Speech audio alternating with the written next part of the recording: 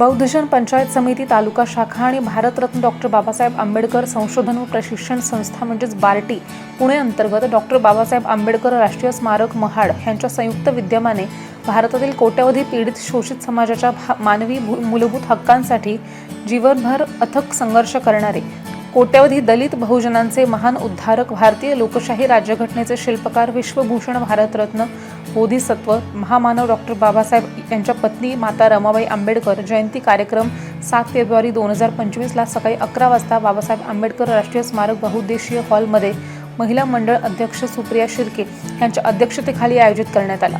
प्रथम डॉक्टर बाबासाहेब आंबेडकर व माता रमाई भीमराव आंबेडकर यांच्या प्रतिमेला पुष्पहार अर्पण करून बौद्धाचार्य गणेश जाधव यांच्या धार्मिक विधीने सुरुवात करण्यात आली।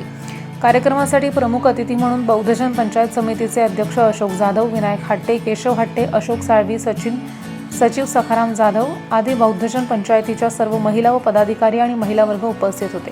आलेल्या सर्व मान्यवरांचे पुष्पगुच्छ देऊन स्वागत करण्यात आले। सौ गीतांजली साळवी यांनी मी रमाबाई बोलते ह्या एकपात्री एकांकिका सादर केली।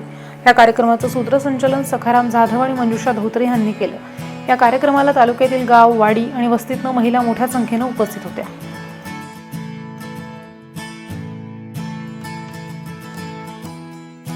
तर कधी सागरासारखं खोल हृदयाचा तुम्हाला मी सांगते, त्या चंद्रा सूर्यासनी माझ्या साहेबांनी पाहिलं आणि त्यांचं पण डोळे फुटले बघा।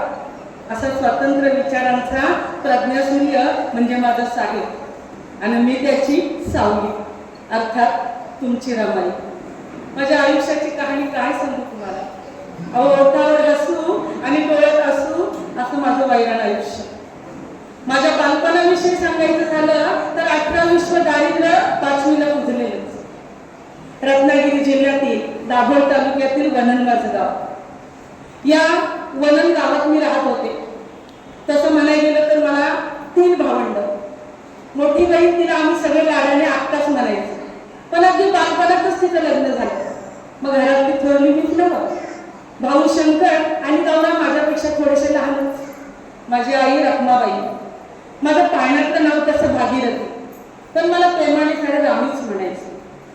घरात 18 दारिद्र्य, 2 वेळचं पोटभर खायला सुद्धा मिळायचं नाही, पण माझी आई रखमाबाई संस्कारात मला कुठेच कमी ठेवलं नाही। माझी आई रखमाबाई मला प्रेमाने जवळ घ्यायची आणि म्हणायची कशी, बेटा रामी, माणसाने कसं कष्टाने जीवन जगलं पाहिजे, आपला संसार प्रामाणिकपणे केला पाहिजे, आपल्या अब्रूला जपलं पाहिजे, स्वच्छ मनानं राहिलं पाहिजे। अगदी बारीक सारीक गोष्टी करताना माझी आई मला सारखं उपदेशच करायची आणि तुम्हाला सांगते, मला कधीच माझ्या आईचं राग आला नाही। उलट मला माझी आई जे शिकवायची ते खूप आवडायचं। पण माझ्या आईनं अगदी लहानपणातच माझ्यावरचं प्रेमाचं छत्र काढून घेतलं। तुम्हाला मी सांगते, जेमतेम मी 7-8 वर्षाची असेल आणि माझी आई मला सोडून गेली। आता 7-8 वर्षाचं वय म्हणजे माझ्यातली मुलगीच होती ना, पण आई गेली, शंकर आणि गौराची जबाबदारी माझ्यावर आली आणि माझ्यातली मुलगी कधीच मरून गेली। अगदी लहान वयातच मी आई झाली। चिमुकल्या खांद्यावर माझ्या शंकर आणि गौराचं वजन मी सांभाळत होते। माझ्या काकाला आणि मामाला माझी परिस्थिती पाहली नाही। माझ्या काकाने आणि मामाने ठरवलं, गौरा, शंकर आणि रामीचा सांभाळ आपण करायचं। माझं काका आणि मामा मला घेऊन गेले। बघता बघता मी 9 वर्षाची झालं, लग्नाची बोलणी सुरू झाली। तेव्हा लहानपणी विवाह करण्याची प्रथा होती। एका मागून एक स्थळ येऊ लागली आणि त्यातच भीमराव रामजी सकपाळ त्यांचं 14वं अपत्य म्हणजे भीमराव रामजी आंबेडकर यांचं स्थळ माझ्यासाठी आलं। सोबत रामजी बाबा होतेच। पाहता क्षणी रामजी बाबांना मी आवडले। रामजी बाबांना विश्वास वाटू लागला। रामजी बाबा सगळ्यांना सांगू लागले, आई बापा विना पोरगी पोर, मामाच्या घरी हलाखीत वाढलेली, आपल्या चिमुकल्या खांद्यावर बहीण भावंडांचं वजन सांभाळणारी रामी माझ्या भीमाची सुयोग्य जीवनसाथी आहे। लक्षात ठेवा, बाबासाहेब ते या ठिकाणी आले, पण 1933 साली रमाबाई आजारात झाल्या मुंबईमध्ये। डॉक्टरनी सांगितलं, हिला गावची हवा द्या, शुद्ध हवा पाहिजे। मग बाबासाहेबांनी सुवेदार सवारकरांच्या घरी वीरला तिला पाठवलं, तिला आराम करण्यासाठी। माझे चुलते बाबासाहेबांचे खास बॉडीगार्ड सीताराम काळू हाते, काळाराम मंदिराचा पहिला सत्याग्रह करणारा सीताराम काळू हाते हे बाबासाहेबांचे चुलते, बाबासाहेबांचे खास बॉडीगार्ड मग आमच्या घरी आहे. ते घेऊन आले कारण आमचं घर इकडे वरती जंगला, शुद्ध हवा चारी बाजू झाडी आणि रमाई तिथून झोपत होती खाटेवर. माझी आई फक्त 12 वर्षाची, तिची सेवा करायची. तो युग 1933. हा गरिबीने दिवस काढलेला माझी.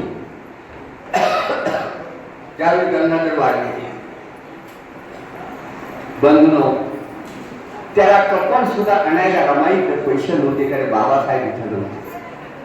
मग काय केलं रमाईने? आपली साडी फाडली आणि त्याच्यात ते गुंडळलं आणि स्मशानात नेलं.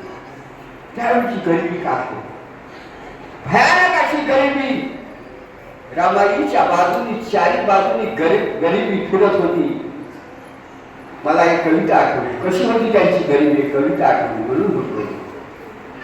अरे समुद्राच्या लाटापरी हेलकावे खाणारे होते तिचे जीवन, समुद्राच्या लाटापरी हेलकावे खाणारे तिचे होते जीवन. अरे काळ्या कुंट ढगामध्ये बिजलीसारखं गडगडत होतं तिचं जीवन, गडगडत. निंदेचे भय पहा जीवन कसं होतं. निंदेचे भय, मोहाची भीती, पवित्राची चिंता आणि पापाचा तिरस्कार. आणि याला काय जीवन होतं, याला काय जीवन होतं. संशयाच्या डबक्यात साचलेले, संशयाच्या डबक्यात साचलेले, शंका कुशंकाच्या खांड्यात भव्यासारखं गडगड फिरणारं कुचकं सडकं, त्याला काय जीवन म्हणतात. जे कधी तिचं जीवन वाहिलं नाही, निशंक तिचं जीवन कधीच वाहिलं नाही निशंकपणे. तिथे आपलं जापान, अरे इथे नागसीचा मेल झाला. अशा या असंख्य आठवड्यातून वाट काढून जाईपर्यंत माझ्या रामाच्या जीवनातलं पाणी सारे जिरून जात होतं, सारे जिरून जात. तो का पहा, पण अशा गरिबीला ठोकर देऊन बाबासाहेबांच्या पाठीवर खंबीरपणे उभी राहिली. आणि याला जीवन. आज तुम्ही बसला, सुंदर सुंदर साड्या केलेल्या, आनंद आहे आम्हाला. चांगल्या आदत नाही. तुमच्या घरात 4 साड्या नवीन असल्या तर तुम्ही सांगाल शेजारीला, अगं बाई त्या रागाची पण चांगल्या साड्या आहेत.